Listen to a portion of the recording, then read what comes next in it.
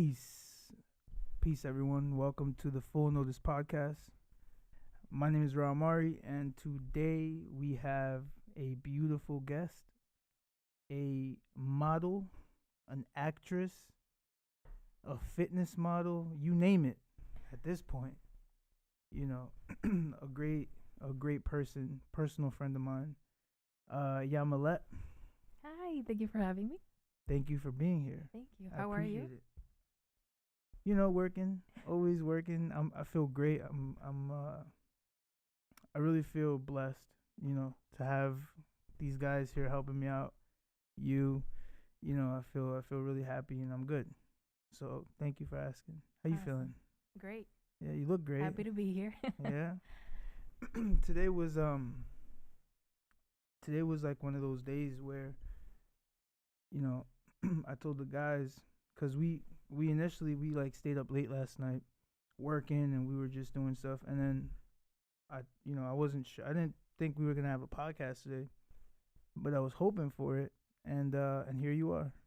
So I have a bunch of questions. Yes, absolutely. I mean, I've asked you, I think, throughout the years, thousands of questions, but You have. just for the audience, so they can get to know you, I would like to start with who you are. Can you tell the audience a bit about yourself?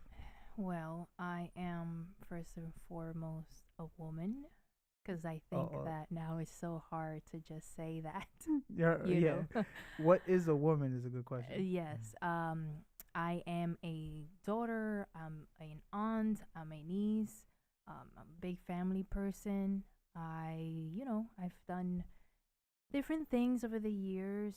Just surviving here and Mhm. there, and just I guess I'm a person that is just open to learning, to being better. I think that's why our friendship works Mhm. because we want more answers. We Yeah. want to wake the people up. So Right.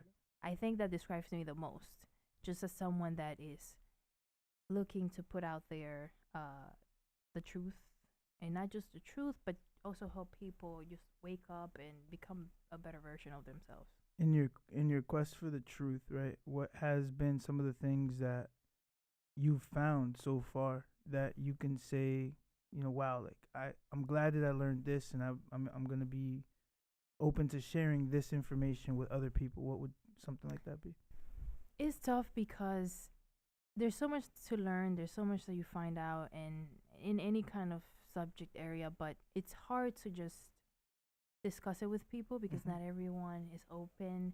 A lot of people are just brainwashed Yeah. when it comes to anything. I mean, if you talk about politics, if you talk about dieting, if you talk about just the media, whatever it is, it's very hard to discuss it with people.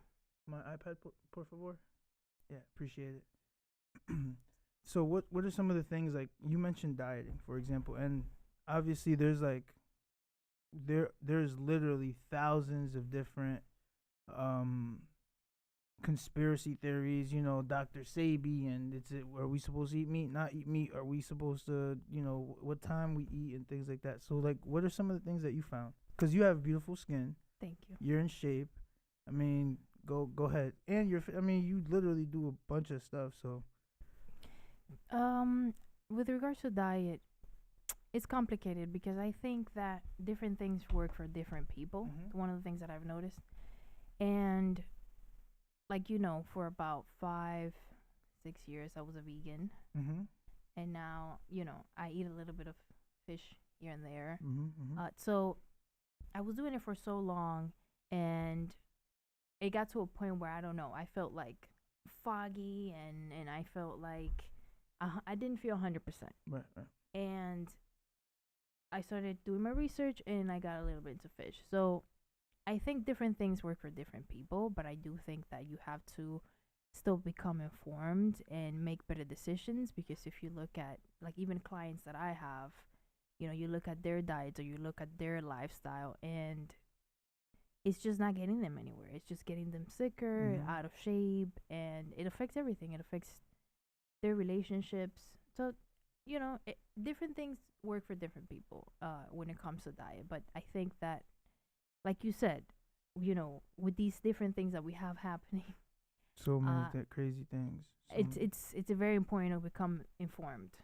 Do you know my favorite food? Do you remember? No? Yes. If you don't know, then yo, this is the wrap. It's done. What was your favorite food again? Damn! Oh my god, I can't believe It's it. been a while. It's been a. Plátano maduro, plátano maduro. You know, I was gonna say tostones. I was Ew. gonna say tostones. Who likes I who likes I know it tostones? was plátano related.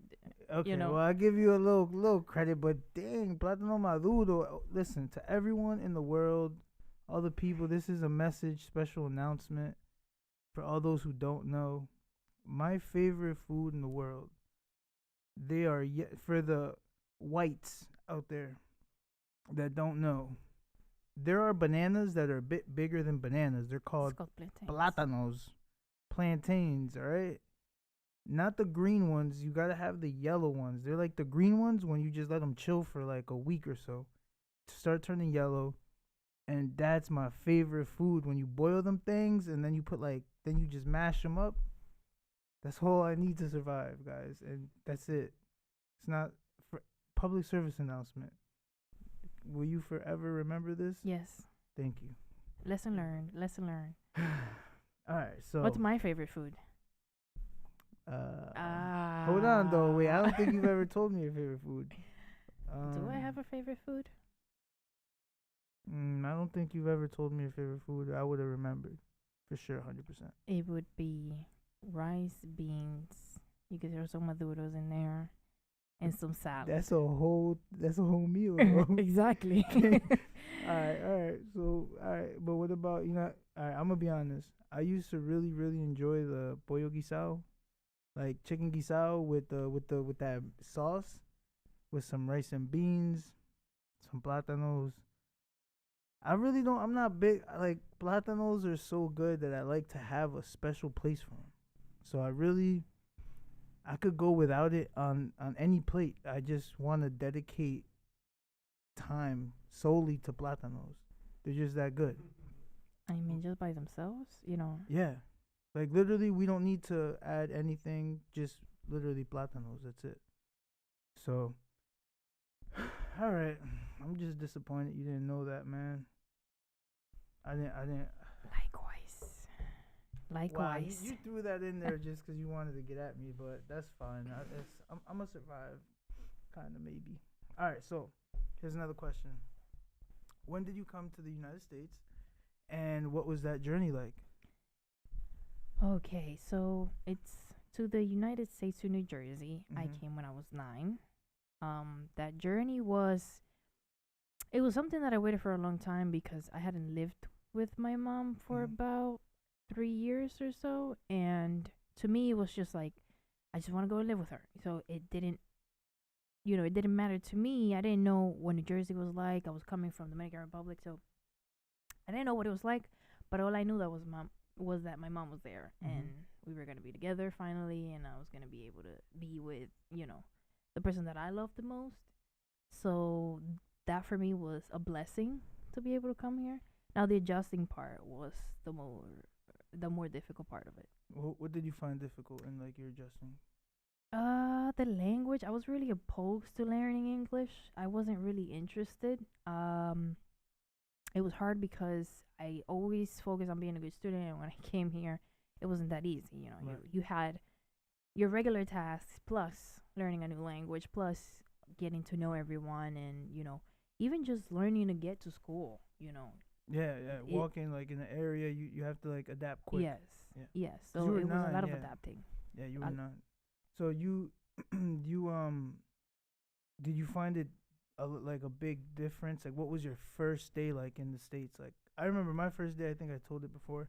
My first day was it's like I couldn't believe like we have hot water. I was just like revelations. Yes. So how was your first day? My first day, well, I came in September, Mhm. so it was still warm outside. I was impressed with the buildings because over there, as over there, you have like these little houses, and even if you have an apartment building, it's the difference in how they look. It's very big. Mhm. But I was impressed by the buildings. I was impressed that there was electricity 24 hours Oh yeah. because that's something that still is an issue over there. Yeah, It's still not 24 hours in a lot of places. yeah. So I was very impressed with that. Did you do you think, because we have conversations all the time about relationships, life, blah blah blah, all this stuff, right? Do you think that people in the United States not having, like, they are so privileged to have electricity, to have hot water, just basic things, food all the time, just things that we come from a place where not everyone experiences that. There are places in DR that literally have no electricity ever. So do you think that that plays a role in how, I guess, I don't know what the right word is, but how people are today, like how they are like spoiled in this country? Do you think that that may be something there? Hmm. Yes, 100%. You know, in when you live in the Dominican Republic and you know that okay, the lights might go out and now you can't watch your favorite TV show. That was what I was saying when Dragon Ball Z came on. Dragon Ball Z, just so the audience knows, Dragon Ball Z was in Dominican Republic maybe like 2 years before it got to the United States. So we had Dragon Ball Z earlier than the United States. Like, I remember coming here and being here for years before Dragon Ball Z came on here. And I'm like, dang, I gotta watch this thing all over again, because I was like in Wow, I didn't know that. yeah, like third. I was like in like the Majin Buu saga, and they were, it was just weird. But um, I remember like they would, the lights would just go off, and I'd be like watching Dragon Ball Z and be so sad, because then there's no like DVR. Or once it was Mm. gone, it was gone. Like, you now had to just wait until the next episode, and I'm still sad about that. Wow, 2 years behind. I'm hurt. Definitely a big difference. Not just in that. There's so many ways that Americans are spoiled with. Not just that, but also all this aid that they receive, which in the Dominican Republic doesn't exist, and you get to see it. You get to see the big difference. One of the conversations that me and my older sisters always have, and I think we've talked about this before, is how, let's say for example, a young woman in DR gets pregnant, and you know she can't afford to have this baby, but now she has to go work and she has to make better decisions. So she's not going to sit there and say, well, the government is going to take care of my baby, I'm going to get welfare, I'm going to get food stamps, I'm going to get um section A or whatever that is, and I'm going to be fine, I'm not going to struggle. It's very different because now you have to make better decisions. Like, I'm not just gonna sit here and keep having babies, Right. and not be able to take care of them. And that's something that happens in America. You see it all the time. You see women that have 5 kids. A lot of times it's crazy. It's 3, 4 baby fathers. And on top of that, they may live with this man, and the government doesn't know. You're not telling the government, I live with my last 2 babies' father. And Damn, there's a poly relationship in that joint. right, and you're getting all this help, Yeah. versus the person, people like me, for example, where I don't have kids, but Yeah. yet I have to, yet of course, but yet I don't get all the benefits that they get. Right, It doesn't right. matter if I'm struggling to pay rent.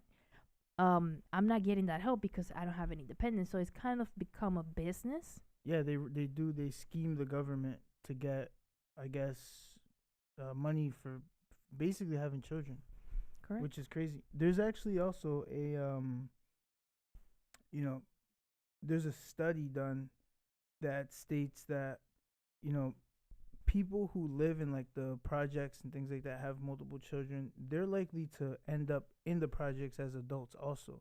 So you may think that you're actually scheming the system, so to say, in a way, but ultimately what you're doing is you're putting your children in a environment where, based on epigenetics, your child is most likely going to be influenced by the environment and become the environment. And it takes a special kind of man or woman to be able to have the fortitude to kind of go against that whole system. It's like living in you ever seen the Truman Show? No. The Truman Show is like a Jim Carrey movie where he's he's living his life normally. Like he's just I don't even want to tell you honestly. Are you I'm gonna just tell you. Spoiler Go alert. ahead. Go ahead. Spoiler alert. So basically, he ultimately finds out that he's living like in a huge movie set where everyone is doing, everyone's playing their role, but everyone knows that the whole show is about him. So they're living life normal, but everyone is aware that this is like a movie about like his life. It's a 24-hour like live reality TV show. And ultimately, that's kind of like the situation. People they live in the projects and they think they're gonna get out, and they end up just living there, and they're unaware that their influences are gonna keep them where they're at. You know what I'm saying? So sometimes it may not even be worth it to stay in. Like maybe you shouldn't have, you know, a child if you're not ready for a child to not be in that condition, those conditions. So that yeah, that's crazy. But even then, it's a thing about mindset more than anything, because if I still see in movies, people talking on even a podcast about the victim story of like the black people, of we're still being suppressed, we're still this and that, we're still yada yada, and it's kind of like it's a